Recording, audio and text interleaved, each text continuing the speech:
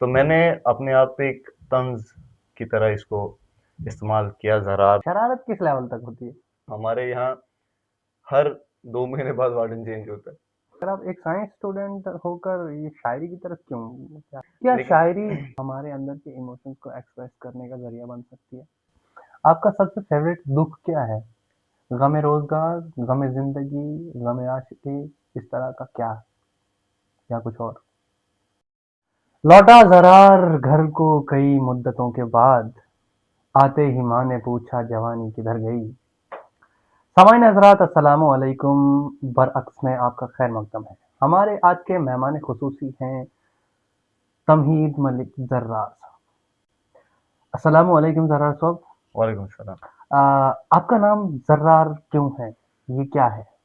Zarar basically एक Arabic word है। हुँ। तो इसका जब मैंने मतलब देखा तो इसका मतलब था तेज़ तरार या बिजली की तरह तेज़। हुँ। तो हम आलसी लोग हैं तो घर वालों से ताना मिलता रहता है कि आलसी हो, कुछ करते नहीं हो, कुछ करो, हुँ। तेज़ रहो।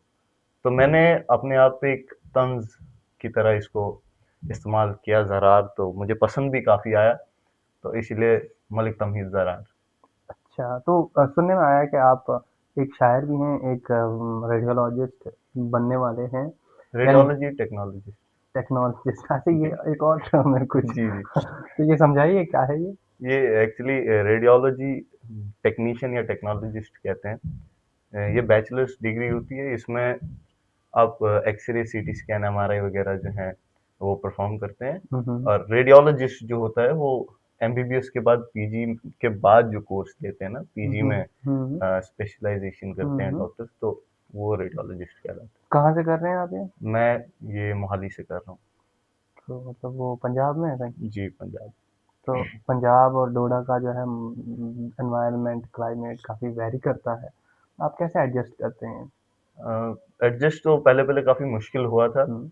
लेकिन मैं अभी हॉस्टल में रह रहा हूँ, तो ये एक ऐसी लाइफ़ है, इंसान अगर हॉस्टल लाइफ़ नहीं जीता है अपनी ज़िंदगी में, तो मुझे नहीं लगता वो कुछ सीख पाएगा। ऐसा हर क्या होता है हॉस्टल लाइफ में? हॉस्टल लाइफ़ में सबसे पहली चीज़ तो है, आप कितने भी अच्छे बैकग्राउंड से हो, हॉस्टल में एक साथ रहते हो बच्चों के साथ, तो डिस्क्रिमिनेशन नहीं है।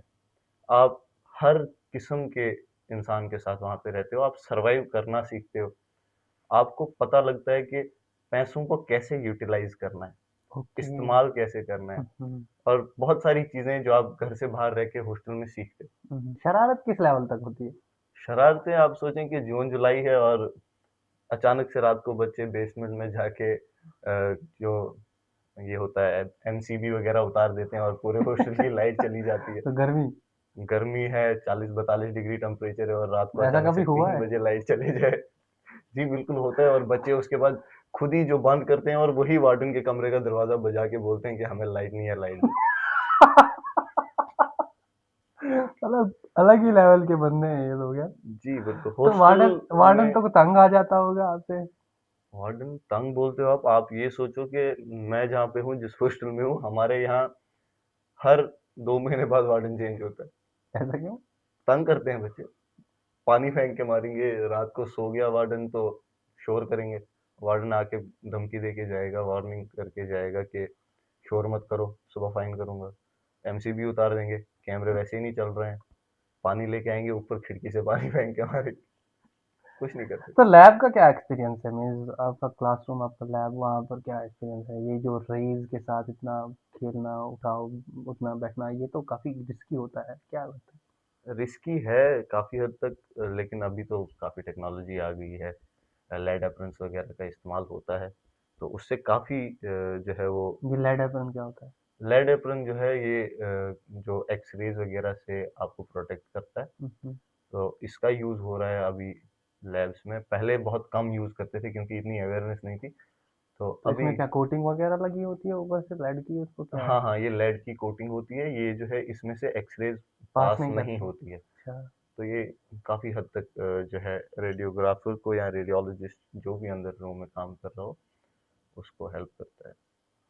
अच्छा, अगर आप एक साइंस स्टूडेंट होकर ये शायरी की तरफ क्यों, क्या है ये इसके शायरी पीछे की में? तरफ ये एक्चुअली शौक और नेचुरली इंटरेस्ट था मेरे को। मैं रील्स वगैरह पे शायरियाँ सुनता था, और इससे पहले 10वीं तक उर्दू पढ़ी है, तो उसमें जो है उर्दू में शायरी का तारुफ, शायरी से तारुफ मेरा हुआ। तो वहाँ से मुझे थोड़ा बहुत ये शौक पैदा हुआ मेरे अंदर कि मुझे शायरी पढ़नी चाहिए। फिर थोड़ा बहुत पढ़ते पढ़ते खुद लिखने की कोशिश की। अभी सीख रहा हूँ, शायर तो नहीं कह सकते, लेकिन कोशिश कर रहा हूँ, इंशाल्लाह बेहतर करने की कोशिश कर रहा हूँ अपने आप को इस फील्ड में। आपकी कोई नई तकलीफ? अभी मैंने एक गजल जो है तराशी है, ईद पर लिखी थी कि इरशाद। अब की ईद आएगी दबे पाँव गुजर जाएगी, वाह। अब की ईद आएगी दबे पाँव गुजर जाएगी, तेरी तस्वीर मेरी आंखों से किधर जाएगी। ओहो हो। और एक और शेर था कि दिन भी हंसते हुए गुजरेगा तेरी गलियों में, हम्म। रात आएगी तो वहशत ही किधर क्या जाएगी। आपका पहला शेर क्या था? पहली गजल क्या थी? पहली गजल मैंने, अगर कोई मुकम्मल तौर पे गजल जिसको आप कहेंगे, जिसमें जो मैंने काफ़ी अच्छे शौरा हजरात से जो है चेक करवाई, ठीक करवाई थी, उसमें अतिया रफ़त बांडे मेरी बहन है, आप जानते हैं, उनका काफ़ी अच्छा रोल है उसमें। उन्होंने उसको बहुत मेहनत करके तराशा कि दरिया में सारी नदियाँ मिलकर उतर गई, हाँ, गाँव गई सड़क से तो वीरानी भर गई, हाँ, हाँ, मैंने कहा कि मेरी मोहब्बत मुकर गई, हाँ, हाँ। कहते ही मानो दिल की दुनिया ठहर गई, वाह जी वाह। और मंजिल से गुफ्तगू में ये बात जान पाया, हम्म। वो राह क्या हुई जो पत्थर से डर गई। बहुत खूब, बहुत खूब। और इसका एक शेर था कि लौटा दरार घर को कई मुद्दतों के बाद, हम्म। आते ही माँ ने पूछा जवानी जवानी किधर की गई। गर्मी, क्या बात है। क्या लेकिन शायरी जो है वो हमारे अंदर के इमोशंस को एक्सप्रेस करने का जरिया बन सकती है? मेरे हिसाब से शायरी ही सबसे अच्छा तरीका है अपने इमोशंस को एक्सप्रेस करने का। शायरी से बेहतर कोई और चीज़ नहीं है दुनिया में, मेरे मेरे नज़दीक, जो एक इंसान के इमोशंस को एक्सप्रेस कर सके। मुझे नहीं लगता कि शायरी से लोगों का दिमाग खराब हो सकता है। मतलब कोई इतनी ज्यादा सैड शायरी बोल देगा कि जो सैड नहीं होगा वो भी रोने लग जाता है। फिर उससे पूछते हैं कि सैड की ये रो क्यों रहे हो, बोलते पता नहीं।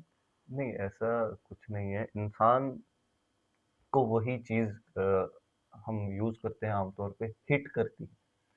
तो इंसान को वही चीज़ हिट करती है जो उसके अंदर चल रहा हो हम्म। ऑलरेडी। तो अगर उसके अंदर कोई दुख है, कोई परेशानी है, और उसको पता नहीं है वो कॉज़ कि हम्म। मैं किस वजह से परेशान हूँ, जब वो शायरी सुनता है, हम्म। कोई एक आध रील उसके सामने आती है या कोई शेर उसके सामने पढ़ता है, हम्म। तो उसको वो चीज़ जो है अपने आप में नज़र आने लगती है। हम्म। तो शायद इसलिए लोगों को लगता है कि मैं रैंडमली कोई भी शेर सुन के दुखी होता हूँ, ऐसा नहीं होता। आपके अंदर वो चीज़ है, आप ऑलरेडी उस है। चीज़ से ऑलरेडी परेशान हैं। अच्छा, ऐसा है। जी, ऐसा हमेशा होता है? अक्सर। अच्छा, अक्सर होता है। आप भी बचे रहेंगे। खुद को एक लाइन में डिस्क्राइब करो। उम्र बढ़ने से और क्या होगा, बस दुखों ने तवील होना है, वाह। और कितनी हयात बाकी है, हम्म। और कितना ज़लील होना है। वाह वाह वाह। आपका सबसे फेवरेट दुख क्या है? गम रोजगार, गम जिंदगी, गम आशिकी, इस तरह का क्या, या कुछ और? मेरे हिसाब से गमे आशिकी से बेहतर कोई और दुख नहीं हो सकता। तो ये क्या फेवरेट दुख है? जी, मीठा होता है? कह सकते हैं मीठा दर्द। तो इसको जब कोने में बैठकर अकेले में याद करो तो मज़ा आता है। हम्म। बाकी गमे रोज़गार, अल्लाह सच। नजात दे। तो ये आपको बैठने नहीं देता। गमे आशिकी से आप फिर भी टेक लगा के कहीं कोने में हम्म। बैठ सकते हैं, आराम कर सकते हम्म। हैं, कुछ याद कर सकते हैं। आपके हिसाब से लोग आपको किस चीज पे याद रखेंगे? किस चीज पे याद करते हैं? करते हैं का तो खैर मुझे कुछ इतना इल्म नहीं है, लेकिन अगर आपने ये पूछा है कि लोग आपको आपके बाद किस चीज़ पे याद रखेंगे, मुझे नहीं लगता कि मुझे लोग याद रखेंगे, और रखना भी क्यों है? हम्म। ज़रूरत क्या है मुझे याद रखने की? हम्म। तो लोगों को याद रखने की ज़रूरत नहीं है। लोग जब तक आपके साथ हैं, आपके आस-पास हैं, ज़िंदा हैं, उनकी कदर करें। मीन्स ऐसा है ना कि आपको लोग जो है किसी रीज़न से याद करते हैं? मीन्स याद करते हैं मीन्स कि आप कहीं बैठे हो, ऑफ़लाइन हो और कोई नहीं पूछ रहा। अचानक से लोग आपको किसी रीज़न से अप्रोच करते हैं। वो रीज़न क्या होता है? शायद किसी को कोई ज़रूरत हो, हुँ, अ, किसी को किसी तरीके की मदद की ज़रूरत हो। अ, हम यहाँ पर मेरे एक दोस्त हैं जिनने एक एनजीओ स्टार्ट किया, हुँ, हुँ, विलिंग सोल के नाम हुँ, से। वो हुँ, काफ़ी मेहनत करते हैं, हुँ, हुँ, काम करते हैं, हुँ, हुँ, गाँव-गाँव में जाते हैं। हुँ, तो उनके साथ मैं भी जुड़ा रहा काफ़ी टाइम पे, तो कभी-कभार लोग उस लिहाज से याद करते हैं हुँ, हुँ। कि ऐसे-ऐसे कोई चीज़ की ज़रूरत है तो आप अरेंज करवा सकते हैं। तो उस हिसाब से लोग याद करते हैं। उसके अलावा कुछ लोग, क्या हमें ज़रूरत के बिना लोगों को याद करना चाहिए? देखिए, लोगों को याद ज़रूरत के बिना तो नहीं किया जाता है आजकल के बट ऐसा माशरे में। होना चाहिए था बिल्कुल होना चाहिए। कि आप बिना देखें, वजह